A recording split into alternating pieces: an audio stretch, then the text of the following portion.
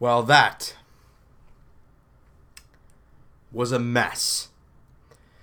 The Toronto Blue Jays lose the opener of this mini 2-game series against the Tampa Bay Rays 8-1.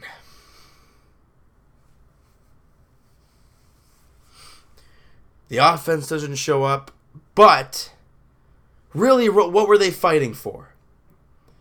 Marco Estrada, I gotta say, guys, I love the guy, and it kills me and it pains me.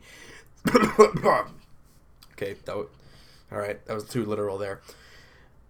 But it hurts me to watch him struggle the way he is. Marco Estrada had a really, really bad game. He pitched atrocious. I mean, and I think he would agree with me in that sense. He would say the key to Marco Estrada being as good as Marco Estrada is keeping the ball in the lower half of the zone and even a little bit out of the zone, getting guys to chase. But everything, just about everything in today's game from Marco Estrada was up. And when you leave a very, very slow 78 whatever mile an hour changeup and hang it right in the middle of the strike zone or even a little bit up, teams like the Rays who can hit it out of the ballpark will do just that. And that's what we saw.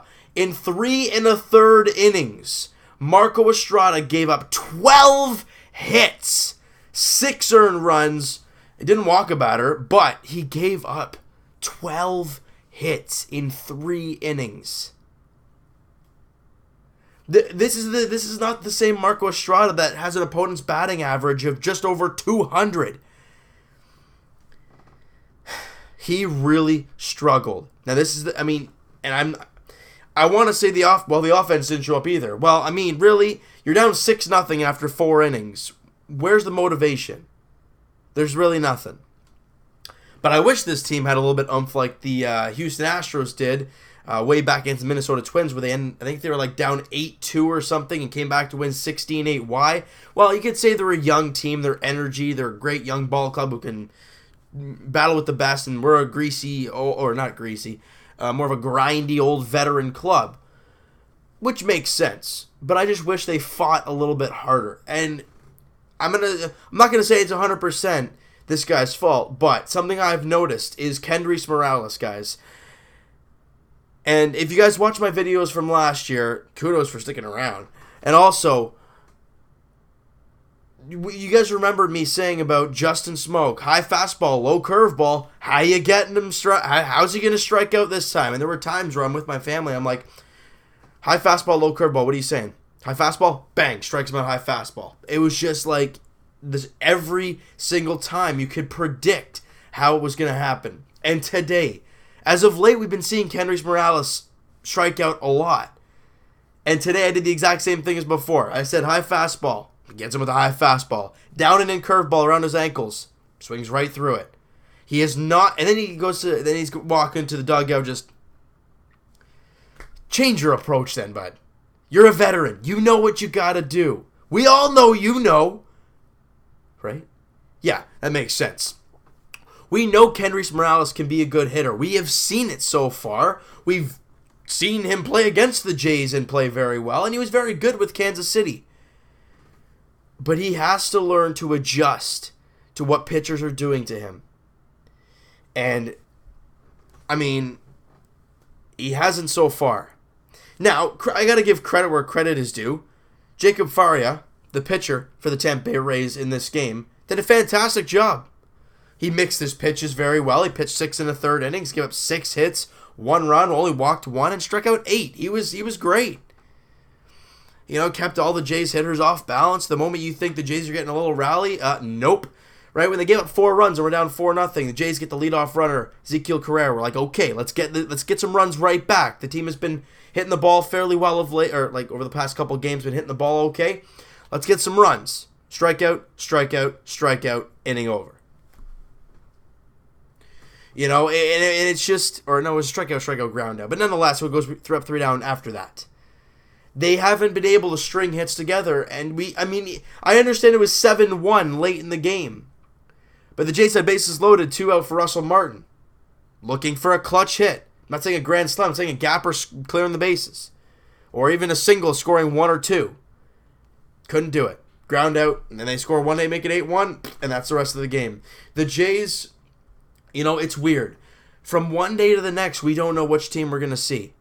One day, the pitching is great, and the offense is nowhere to be found, and you lose like a 2-1 game or something. Next day, pitching's great. Or, no, pitching's awful, but the offense comes through. You lose like 10-6, right? Something like that. And it's just, it sucks. Because when a couple players get red hot, a couple players get ice cold. You look at Justin Smoke. I mean, he's been on fire all season. But you look at Donaldson coming back. Smoke keeps going on fire. Donaldson comes back and is raking the ball. Who goes silent? Morales. Tulowitzki's been silent off the DL. More or less, he's been silent off the DL. And you look at, other guys. Kevin Pillar's been ice cold, right? He was 0 for 5 again this game. Remember this guy was hitting 315? He's hitting 261 now. And Bautista's gone ice cold. And Morales has gone ice cold. And those are your meat guys. Now, with Kevin Pillar struggling pretty bad, what do you do? It's my question for you guys. Should we switch Kevin Pillar to the leadoff spot? It's not working right now. He's not hitting the ball well. The team's not winning a lot of games. We're 500, I think, in the month of June. Well, now we're a game under 500, if I'm not mistaken. Something's got to change. Maybe Ezekiel Carrera up to start of the lineup. Maybe Bautista to start the lineup. I mean, we saw that a little bit last year. Who knows?